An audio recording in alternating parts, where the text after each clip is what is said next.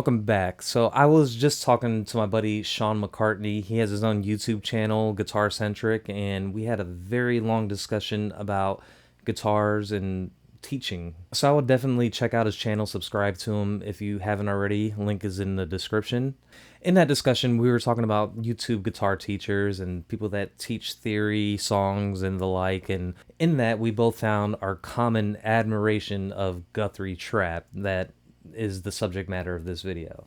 Now I'll just go ahead and say this. Admiration is kind of an understatement because Guthrie Trapp, in my opinion, is one of the best guitarists out there that is alive. So if you haven't heard of him already, I would definitely check out Guthrie Trapp's YouTube channel because he gives out a lot of free lessons online. He charges for personal lessons, but what you can get from his guitar videos that he puts out is really valuable, especially coming from him. But therein lies the problem. The guy is so good that it is really like trying to learn how to play basketball from Michael Jordan. He's just going to pass you on right by, and you have to really be paying attention and taking notes, which is what I am attempting to do here with this video. So as I demonstrated at the beginning of this video, the thing that I wanted to cover was transitioning between chord changes, in particular a 1-4-5, and we're going to be using the key of E as our example.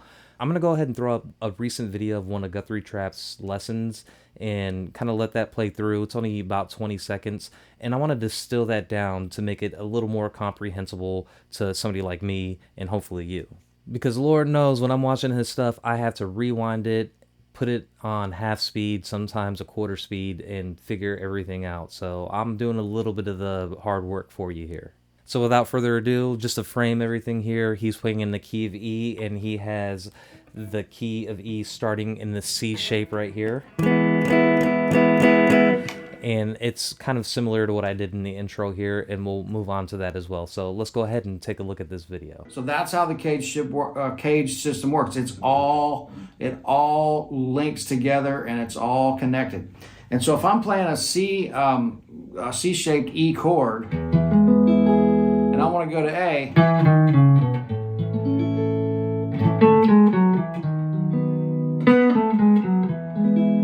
you hear that, how that walks with the major scale. I'm targeting the chord tones as they create a melodic property moving from chord to chord.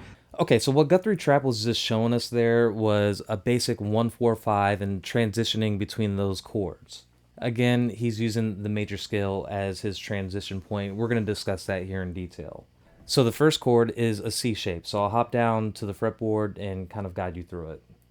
This C shape right here is an E. So just imagine you have a C here, but then we're scooching it up over here, and we're finding our root, which is an E chord. So that means our root in that C shape is on the B string on the 5th fret. And there's another root right here on the 7th fret of the A string.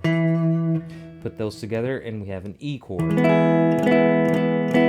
The next one in the 4 chord would be the A. That's a simple 5th fret E shape. And then the 5 after that would be a B. You can play the B up here, but in the case of caged, we're going to be playing the B in this G shape right here.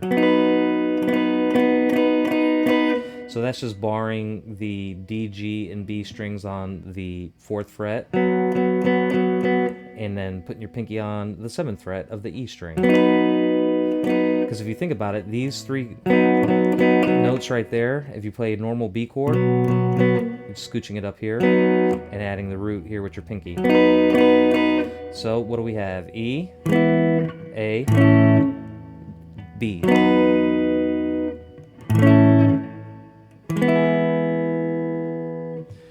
Okay, so we need to know the major scale to understand this exercise. So if we look at this first chord right here, the E chord, what he's doing is using the major scale to walk down from the E to that A, right? So what he is trying to explain is if we have this E chord right here and we start our walk down on either the root down here or the root up here, that root of the E chord is actually the 5th of the A chord. So here's the A, and if we count out the major scale, 1, 2, 3, 4, 5. That 5 is an E, right? So we hit our E chord, and then walk down that same major scale, but backwards, starting from the root E. We end up on the root of the next chord right now, and that's our A chord. Again, E, the root right here on the A string, 7th fret, walk down the major scale of the A. That's that first transition. Now the next transition is getting from the A to the B. Here's the A, and then here's our B, right? That's a G-shaped B. You could play the G-shaped B like this. You could play it like that, or you could even do it like that. So if we have this A chord and we start on that root again of the A chord, this is actually our flat 7th of the major scale in the B, the key of B. Why is that? So if we count out the key of B, for example, let's start, if we have an A here and a B here, we'll start the B on the root. 1, 2, 3, 4, 5, 6, 7. But then we're going to start right here. The A is a flat 7, because if this is our 7th, and we move back a fret, that's a flat 7. So if we start on that A chord, and then hit that A right here, and then walk down that scale, we end up right here in a perfect place to play our G-shaped B.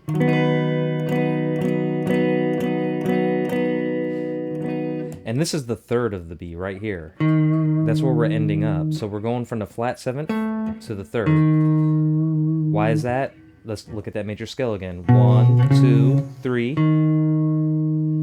4, 5, 6, 7. Flat 7th is here. So we go the A, flat 7, end up on the 3rd of that B chord, and then we just strum our B. And then from there, where's the root for this B? The root for this B would be right over here on the 4th fret of the G string. And walk down the major scale for the E, and then you end up right back where we started on that E.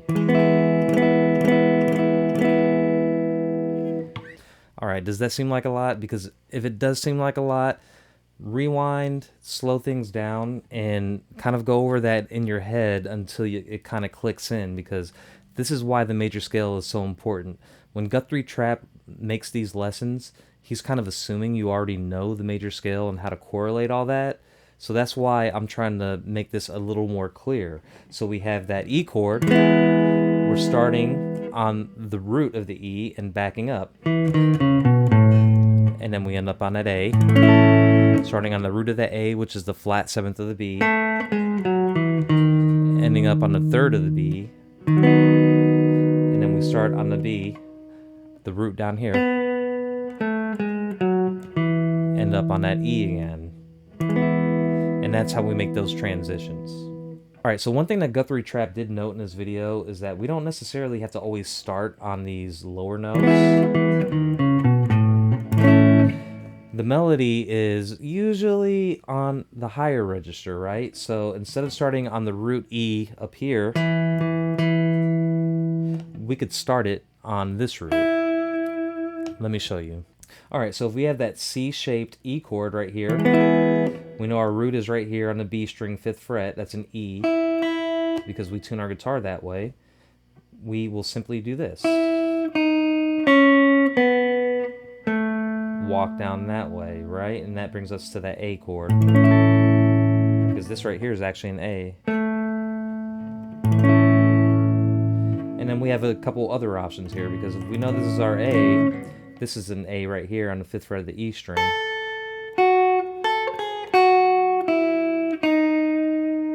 And that brings us to that G chord, G-shaped chord of the B. Then we know our root for the B is right here.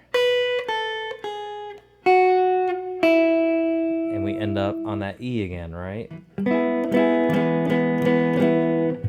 So that is kind of the point of what he was getting on with that video.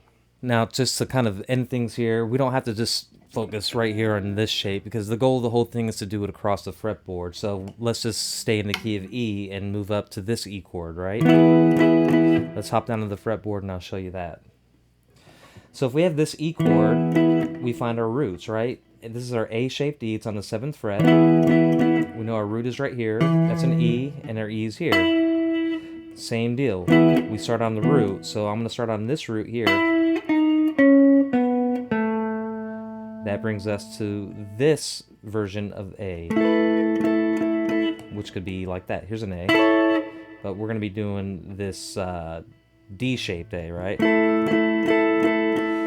And then we want to move down to the B.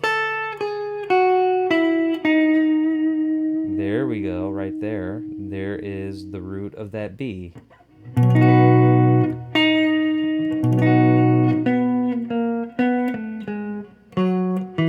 then we're right back to that E where we began. Now, I did kind of mess up in that example there, but it's a good learning point because when you're doing this, it's going to also help with ear training. And the reason being, let's just put some bad notes in here and you'll know exactly how ear training can help you out. So if I have this E, the C-shaped E, and I wanted to walk down, tell me if this sounds wrong. That doesn't sound right because our ear is telling us that doesn't sound right because that's not part of the scale we're shooting for. It would be this. Not, just sounds off. We want to do this. It's a little more subtle that way, but if we did it this way, that is not ending right there, right? We want to end right here. So if we have this E, we're trying to move to the A. That sounds wrong. So that's where you have to use your ear if you don't already have all those shapes memorized. And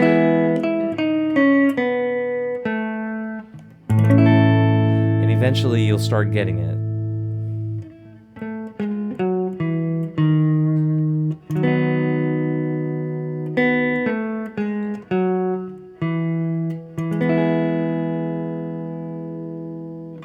So I hope this little breakdown kind of illustrates what Guthrie Trapp was trying to do there and shed a little bit of light on exactly what he's doing, because I, for one, have issues with a lot of his videos, not due to him, just due to the speed that he goes. He goes so quick and he's so good that you have to kind of take your time when you're running through his lessons. Otherwise, you'll just be pass right on by. So if you enjoyed this lesson in particular, me reviewing some of Guthrie Trapp stuff, or if you want me to pursue doing other lessons that break down a little more of the advanced lessons, let me know in the comments. And if you like this video, it goes without saying, please like the video, subscribe, and leave a comment if you haven't already. And with that, I will talk to you next time. Thanks. That was so weak. Oh, my butt hurts.